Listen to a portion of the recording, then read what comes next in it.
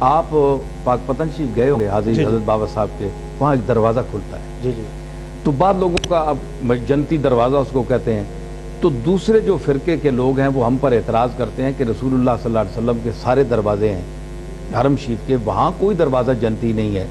تو یہ تم نے ایک اپنے بزرگ کا جنتی دروازہ بنا لیا، کیا یہاں سے جو گزر جائے بس جنتی ہے، جو مرضی کرے؟ تو یہ کیا فلسفہ ہے؟ تو میں نے ان سے یہی کہتا ہوں کہ یہ مطلب نہیں ہے کہ یہ جنتی ہے۔ ہمارے حضرت نظام الدین اولیاء ایک بہت بڑی شخصیت ہیں، ہم ان پر جھوٹ کا وہ امکان جو ہے وہ ان پر نہیں تہمت لگا سکتے کہ معاذ اللہ انہوں نے اتنا بڑا جھوٹ بولا ہوگا۔ دوسرے دریدہ دان کہہ سکتے ہیں، ہم تو نہیں کہہ سکتے، نہیں ہے۔ تو اتنا بڑا شخص کہہ رہا ہے کہ میں نے رسول اللہ کی زیارت کی، بابا فرید کے اس دروازے پر کھڑے تھے اور وہ فرمایا کہ من دخل هذه الباب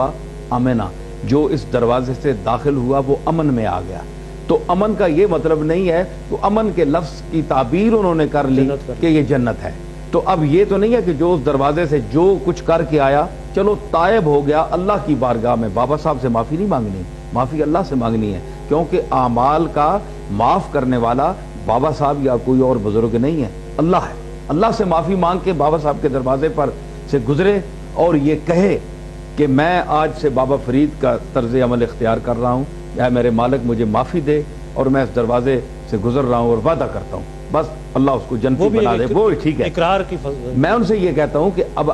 جو کہ نہیں جی جنتی ہے، جو کچھ باہر نکل کر پھر جو بھی عمل کرے وہ جنتی ہے بہرحال، تو میں ان سے کہتا ہوں کہ قرآن مجید، یہ تو آپ نے دروازہ حضرت نظام الدین اولیاء کے حوالے سے اس کو آپ کہتے ہیں نا، تو جو قرآن مجید میں ہے من دخلہ کان آمنا، قرآن نے بیت اللہ شریف کے لیے کہا کہ جو اس گھر میں داخل ہوا وہ امن میں آ گیا، وہی لفظ امن والا۔ مکہ کے موقع پر حضور اکرم نے یعنی جو حضرت نظام الدین نے کو حضور نے فرمایا نا، یہ کشفی ایک حدیث ہے،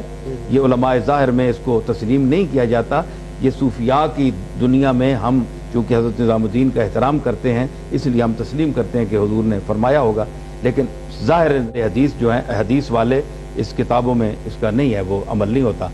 تو یہاں بھی لفظ آیا کہ وہ امنا، کہ من دخل هذه الباب امنا، جو فرید کے اس دروازے سے داخل ہو گیا وہ امن میں آ گیا۔ تو قرآن مجید بھی کہتا ہے من دخلہ کان آمنا، جو بیت اللہ میں داخل ہو گیا وہ امن میں آ گیا۔ تو اگر بیت اللہ میں داخل ہو کر